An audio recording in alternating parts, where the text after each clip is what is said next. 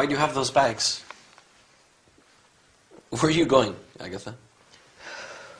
I've already decided. I'm moving out. What? Now? You're leaving now? Where are you going? What? What has happened? Why are you moving out? I don't want to disturb anyone.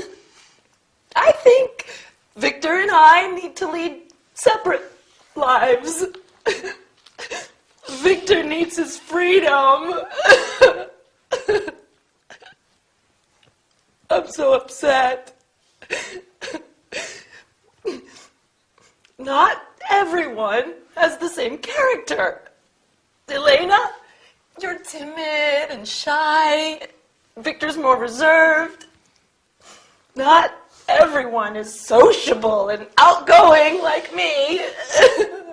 I'm too demanding. Now you're being dramatic. I don't fit in here. I'm leaving. I'm going to Betty's. Upset? Does it mean sad? Yes, a combination of sad and angry. Perhaps you didn't like the new furniture Victor bought while you were away. She said she liked the bookcase. Anyway, you're not moving out. Don't be ridiculous. Where will you leave? I'm going to stay with Betty for a few weeks. Then I'll decide. Are you two fighting? No. Well, we had an argument last night.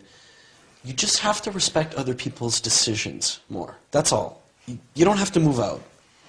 I think Victor is saying you just have to give him more space, but you don't have to move house to do that. Agatha, it won't be the same without you here. It's just sometimes you're stubborn and selfish. But you're also very caring. Loyal, generous, funny. Funny like fun. Humorous. I'm demanding and bossy too, right? Listen, you two. I think we all have to calm down. I don't understand all the words you're using, but insulting each other is not going to help. Victor, you have a lot to do, and I am sure you've been a little anxious recently. Sorry, Agatha. When I'm studying for exams, I become very nervous. This is an important time for me. See? Agatha, he's apologizing, and I'm sure he's going to be kind and understanding from now on.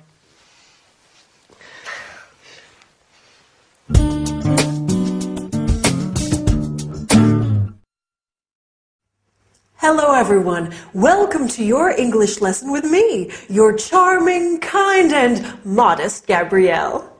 That is an important part of our lesson today, how to describe people's character and personality. That was the problem in our sitcom, wasn't it? Victor and Agatha's personalities are too different, and that makes for a very difficult living situation. So, as well as describing personality, we will also review the future tense, using will, going to, and the present continuous and the present simple, and study the expression have to in the future. Oh, I'm giving a party next Saturday. It's Dylan's birthday. Are you going to come? Sure, you'll love it. Right, first let's review the future tenses.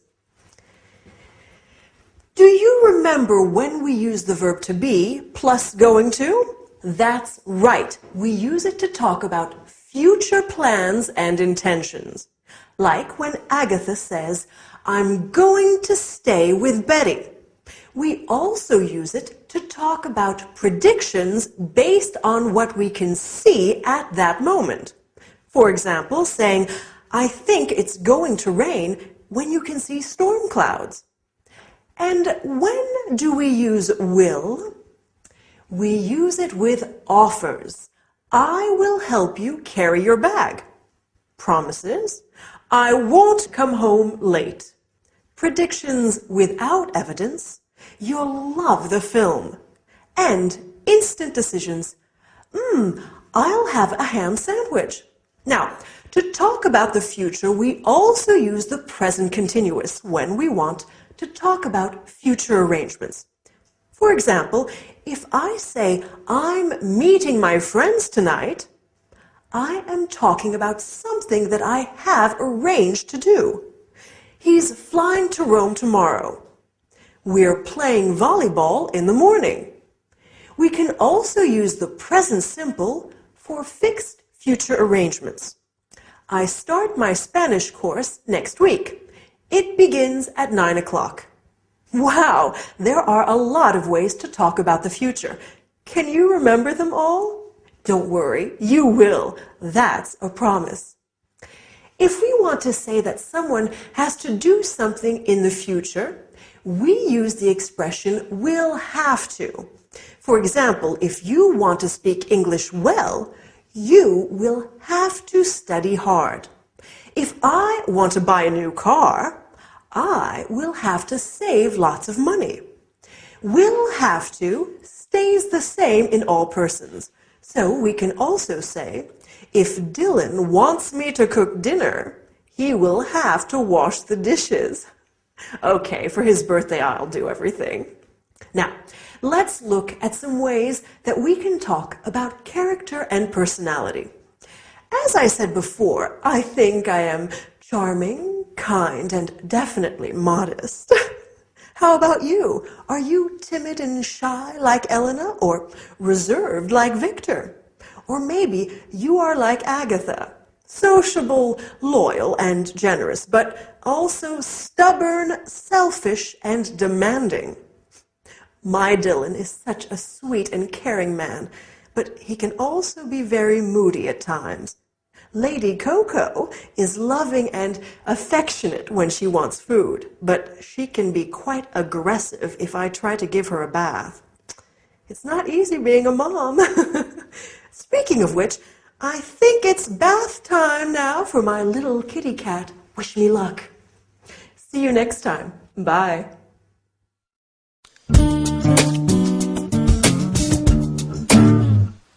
Did you get caught in the rain? Is it still raining? Well, I wasn't swimming in the Thames. The rain started while I was riding back from class. It's still raining now. Oh, this weather's terrible. Come and get warm.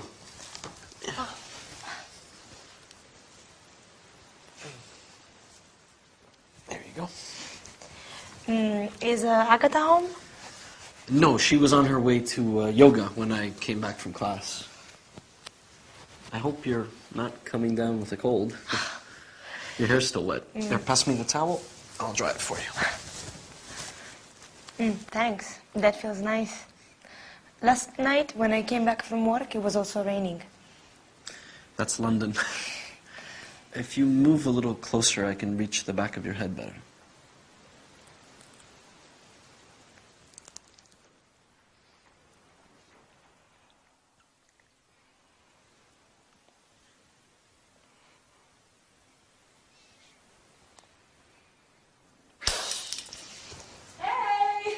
It's just me. Are you okay? All's well. It's just the vase near the door, that's all. Oh. I have to make a phone call. I'll do it from the other room so I don't disturb you two there studying. You don't have to. We can go upstairs. I can go to my bedroom, and Elena is better off drying her hair in the bathroom. Yes, of course.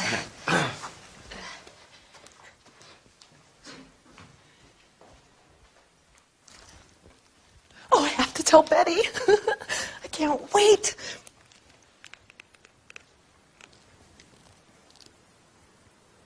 Good morning. May I speak to Betty Summers, please? Betty, you'll never guess. Betty? Oops. Sorry, wrong Betty. Could you put me through to Betty Summers, please? She works in the accounts department on the second floor, extension 566. Yes, I'll hold. Thanks.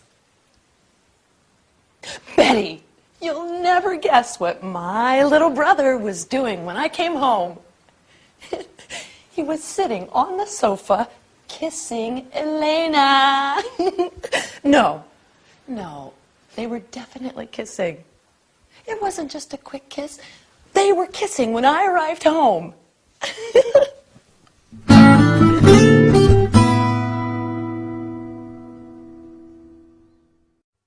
No, no, listen, Mom, I have to go. My lesson is starting. I'll call you back tonight. Bye. Sorry about that. My mom loves talking on the phone. It's sometimes difficult to get her to stop. Well, how about the sitcom today? It was getting pretty steamy on the sofa, wasn't it? Anyway, let's look at what we are going to study today. First, we will look at the past continuous. For example, I was walking. You were dancing. Then we will look at some prepositions of place and movement, such as in, on, at, and by. Then finally, we will learn some language used on the telephone. Okay? Let's get started. So, when poor Elena came in, she said that the rain started while she was riding back from class. This is an example of the past continuous. The verb to be in the past, so was or were, plus the verb in ing. I was cycling. You were speaking. She was studying. We use the past continuous to describe an action that was in progress in the past. We often use it with the past simple to describe a long action interrupted by another action. For example, I was walking down the street when I saw John. She was washing the car when it started to rain. We also use it to describe two past actions happening simultaneously. As Agatha said, he was sitting on the sofa kissing Elena, meaning he was sitting on the sofa and he was kissing Elena. I was cutting the vegetables while Dylan was pouring the wine. Do you see? Now, let's look at some prepositions of place and movement. Has anyone seen my bag? Oh, here it is on the table. Oh, I'm so forgetful. I can't remember where I put my keys either. Oh, silly me. Here they are in my bag. I remember I put them into my bag so I wouldn't lose them.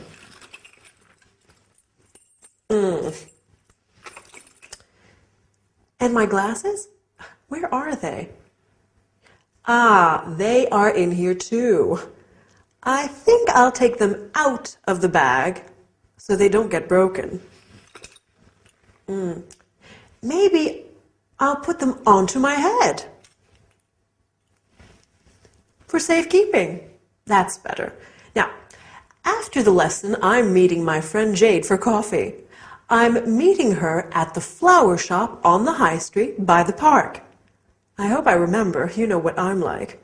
Okay, finally, I want us to study some telephone language. Do you remember what Agatha said on the phone? She said, "May I speak to Betty Johnson, please?" This is how we ask for someone on the phone. Then she said, "Could you put me through to?" This is what we say when we are talking to a secretary or receptionist of a business and want to talk to someone specific. Please hold on. To be on hold means to wait to be connected to someone. You often hear some really dreadful music while on hold. We also have some important phrasal verbs in the English telephone language. To pick up is to answer the phone, and to hang up is to end the call. Okay? So now you know how to have a phone conversation in English. Good work. Well, that's all for today. See you next time, or maybe give me a call.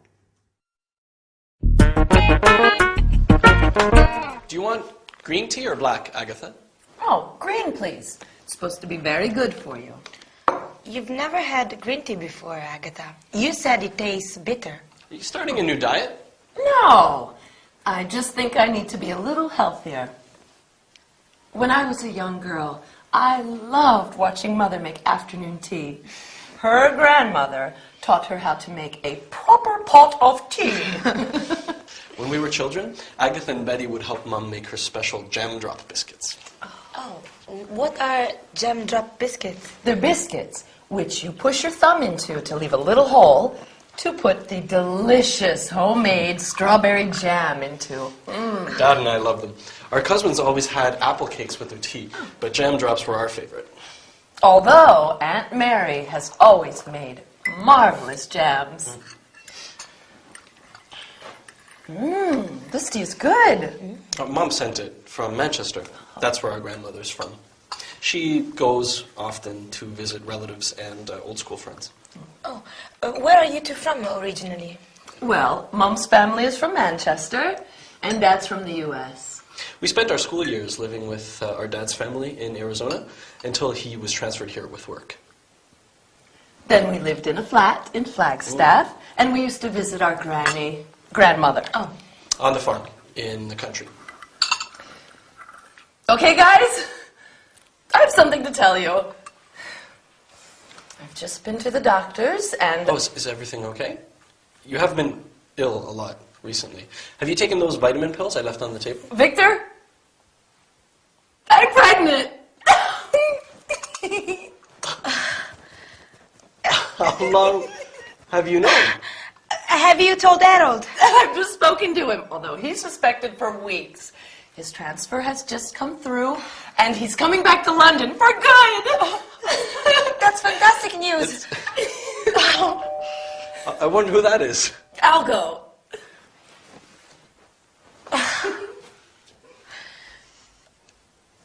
Harold! Oh, what a surprise!